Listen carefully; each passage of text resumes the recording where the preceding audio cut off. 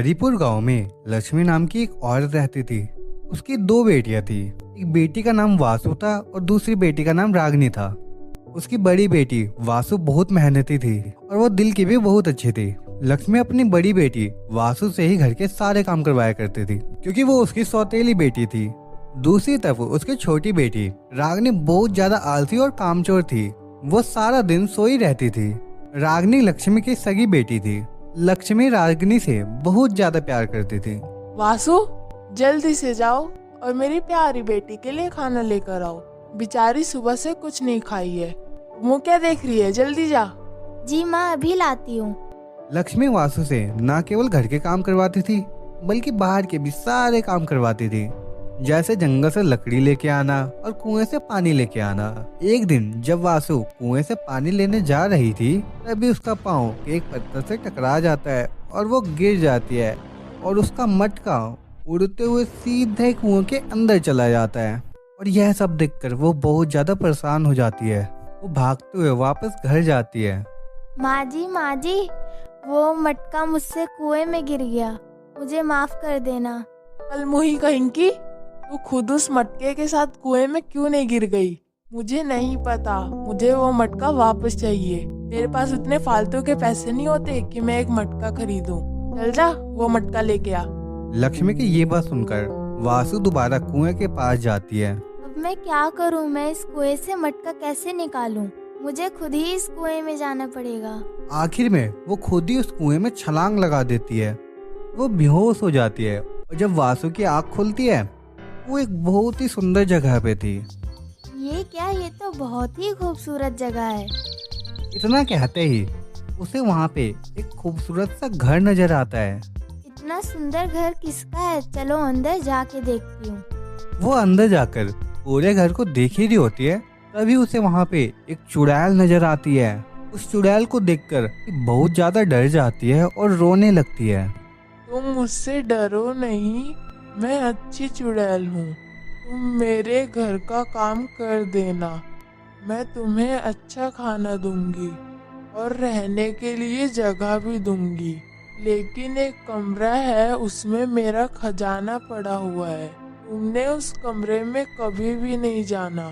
घर पर तो मैं सारा दिन काम ही करती हूँ, यहाँ पर भी कर लूंगी। आज से यह तुम्हारा कमरा है। यह कितना सुंदर कमरा है। और फिर अंजलि उस चुड़ैल के घर में काम करना शुरू कर देती है। अंजलि बहुत ही मेहनत और ईमानदारी से उसके घर का सारा काम करती थी। उसने कभी भी उस दरवाजे की तरफ नहीं देखा। चुड़ैल जी, मुझे घर की बहुत ज्यादा याद आ रही है। मुझे घर वापस जाना है। तुम बहुत अच्छी लड़की हो। तुमने मेरे घर का काम सही तरीके से किया और उस दरवाजे को कभी नहीं खोला। मैं तुम्हें इनाम देना चाहती हूँ। तुम मेरे साथ साथ आओ। वो फिर वासु को उस कमरे में लेके जाती है और वासु के ऊपर उस कमरे में जाते ही सोने की बारिश होने लगती है और धीरे धीरे वो पूरी की पूरी सोने से ढक जाती है। चुड़ैल जी, आपका बहुत बहुत शुक्रिया।